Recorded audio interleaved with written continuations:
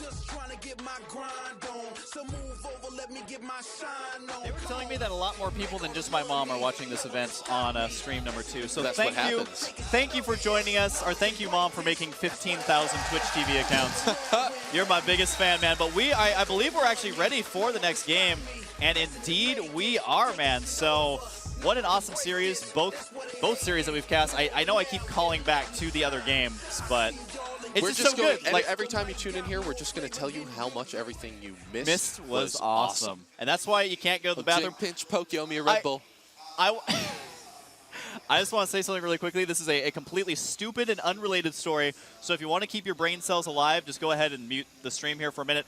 So for those of you who check my Twitter, I uploaded a photo of us in our break room. We have our own break room that's used by actual famous people instead of StarCraft casters, but it's awesome. It has its own bathroom as well.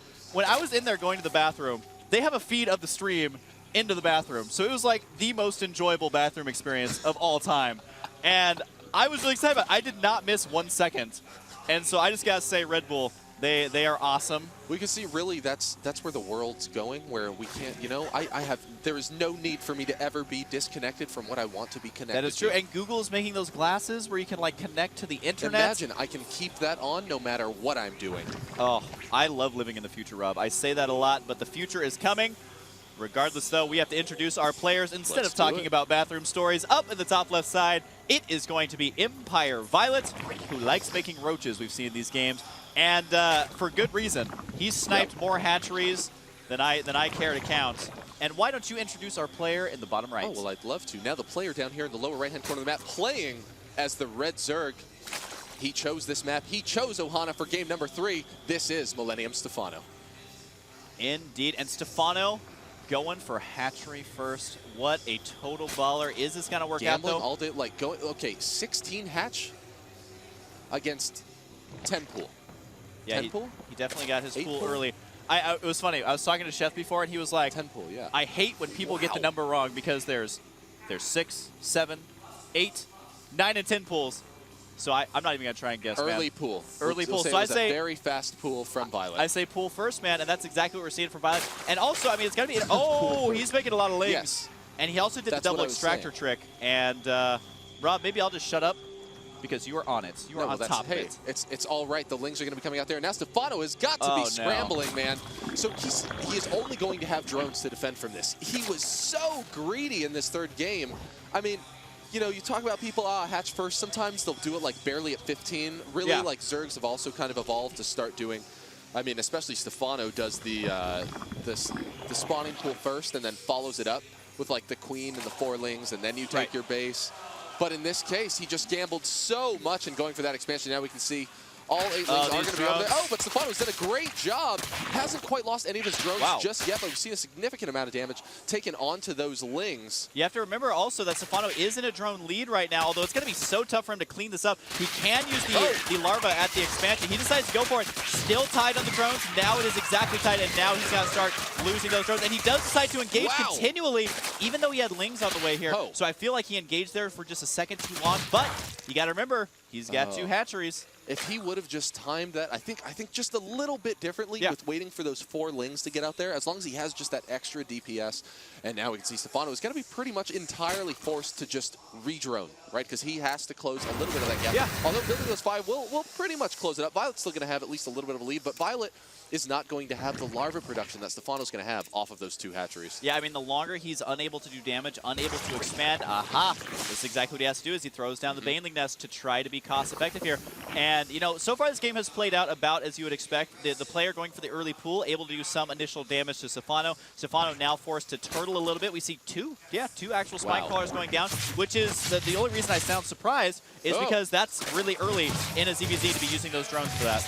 Oh, man, and now we can see Stephano getting up there. He does check the building. He does know that it is now a Baneling Nest that's going to be entering play, and that's going to trigger him to just add yet another spine crawler down here.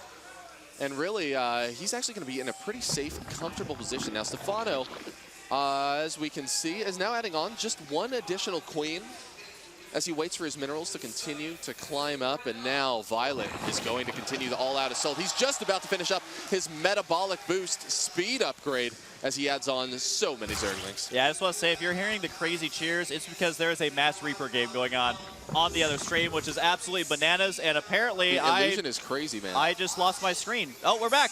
My screen is back, and so it does look like the Baneling attack is going to continue here. And I mean, he has a lot of units here in preparation for this attack. Units tab shows just more of everything here for viOLet. He's managed to bounce back quite well.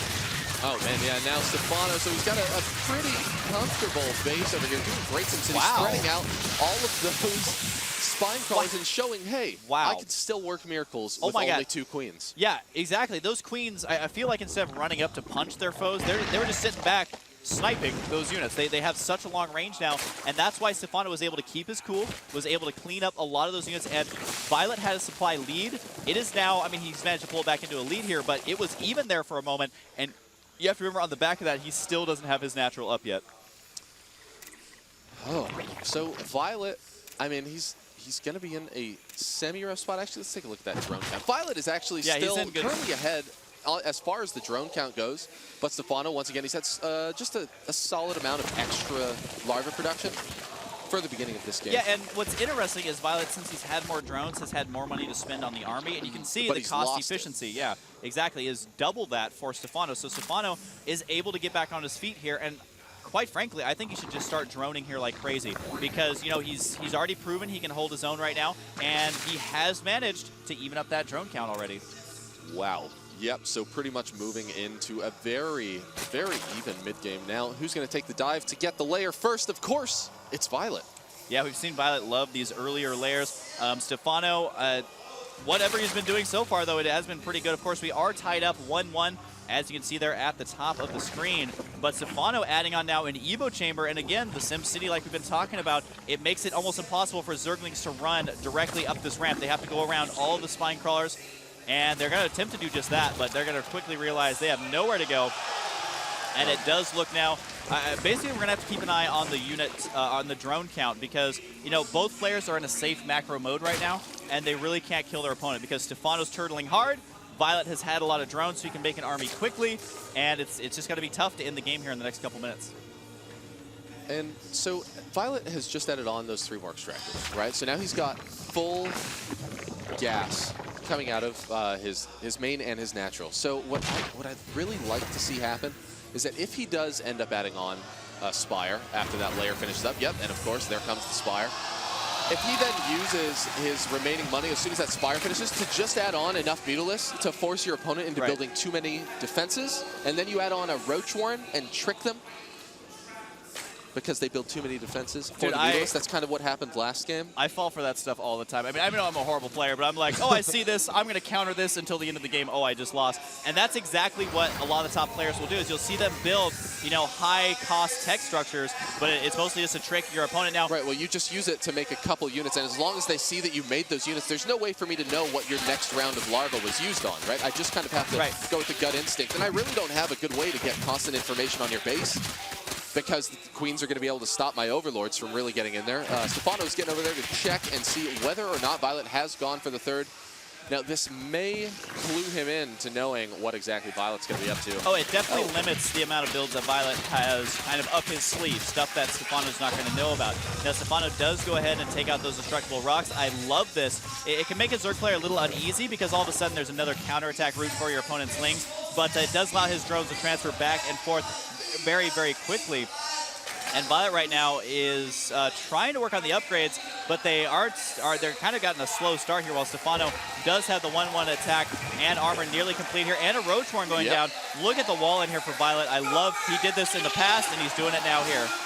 So I actually really like to see that Roach Warren being thrown down right now. Now, he hasn't taken off any of his drones from any of those extractors quite yet, so he's going to still have full gas production, but he is droning so hard behind this. viOLet is absolutely not worried about a thing. Oh, no. Stephano needs to be careful here. The Baneling hits so far haven't landed, and that hasn't been cost-effective on those Banelings just yet.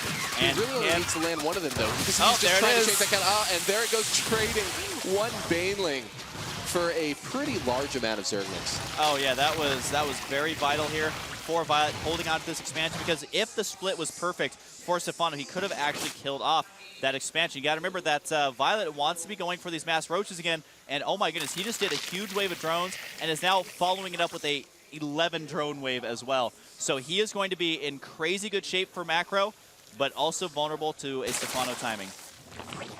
Oh, man. And now Stephano's been put kind of in an awkward place. He's actually lost a couple overlords there that had just wandered a little bit too far, but Stephano staying very active, now moving all of these Zerglings across the center of the map and heading up into that third base. But viOLet just has so many defensive banelings ready. He really just needs to be able to land a couple of these, and it will absolutely ruin Stephano's day. Oh, these man, drones, but there are though. just too many Zerglings, and of course, the Mutalisks get there just in time. They do. I'm surprised he didn't chase down those drones. Instead, he's going to go for the hatchery. It may actually end up working here. The drone's trying to get in on the action as well, but the hatchery does fall. Stephano once again able to snipe the base. I think in his EVZ series, this is the most expansions I've ever seen sniped in a best of 3, as of course we are on game number 3. So Stephano, he's way behind in the worker count, but now is even in the income, because the fact of the matter is killing that base means viOLet is going to be feeling very uncomfortable here moving forward, and also allows Stephano to make more drones if he decides to. Right now, viOLet is forced to try so hard just to re-establish that third base, and that's going to mean that viOLet has to leave all of his units back in his base to defend, right? Because otherwise, Stephano's just going to get in with those Zerglings again and deny it yet again and continue to ruin viOLet's economy. And one thing I got to mention is Stephano using all that gas on his infestors. He's got pretty good upgrades as well. The Mutas are having a heyday here, picking off Zerglings, but you got to remember that at this stage of the game, with the amount of income you have, using Mutalisks to kill Zerglings is not what you want to be doing. You want to be trying to focus down those drones, but Stephano evidently just running these Mutas around in giant circles. We do see another Nidus Swarm being produced here by viOLet, and you know, he's got to be going for a lot of roaches, I think, to try and go inside the main base once again. Oh, man, and now viOLet. So viOLet having those Mutalisks out there has really been worth its weight in gold a little bit, right? They didn't do enough damage to stop that third, but what they have done is now prevent Stephano staying out. Oh, man, and the Infestors are out just in time, landing those Fungals, landing yet another one of them to finish them off. Stephano using his minimal amount of Queens to their ultimate mileage count, I guess, right? Getting the most bang for the buck out of a really small amount of Queens. Yeah, absolutely. Now we do see the not an overreaction for anti-Muta like we were talking about before. He's going to take out one Overlord here, it does look like. But the main problem is keep an eye on that mini-map. Where's that Nidus Swarm going to be popping up here? Because roaches in your main base are so frustrating. We saw how fast they can kill an expansion and your main base as well. But the supplies are even, and Stephano's tech is much, much higher, which is usually going to be favoring him right now. You can see him. He's got to be moving out here with the Infestors, the Roaches, the Zerglings, and how are the upgrades looking? We see the Lings are currently at 2-2. The Roaches don't have any upgrades, so this is a big, big concave here for viOLet, though. Oh, wow. And now we actually have Stephano now moving in for what could be the final engagement, but viOLet is doing a great job holding him back. Now Stephano got in there. He landed a couple of those Fungals, but it just wasn't enough to make it happen. viOLet doing a great job. Wow. Now, House, welcome to game number 3 of viOLet versus Stephano. As you can see, viOLet is starting to push Stephano back just a little bit there, but the Fungals could be just a little too much for viOLet to deal with. And you got to remember that Stephano at this point in the game does not have roach speed. They are burrowed there. Is he going to be doing the big unburrow? He does to get the surround. Stephano overextending. May not have been watching there, and the Infestors are on the run. They don't have enough energy for Fungal. Barely enough energy for only one infested Terran. Stephano is ahead in the supply and has actually managed to clean up these roaches right here. What's the units lost tab looking like? It looks like Stephano way ahead at this point in the game. 150 supply to 125. He's got to be marching up here. Can he actually end the game right now? That is a lot of roaches. Oh, man, and here he is going in for getting a bit of that concave there, but he is on the creep, and this means that viOLet also has the defender's advantage here, but Stephano is following it up with more and more aggression. Now, viOLet opting to instead burrow, losing that spine crawler while he waits for the additional units to get down and play, and now Stephano was able to get into a pretty damn commanding position. Wow, Stephano off to a great start here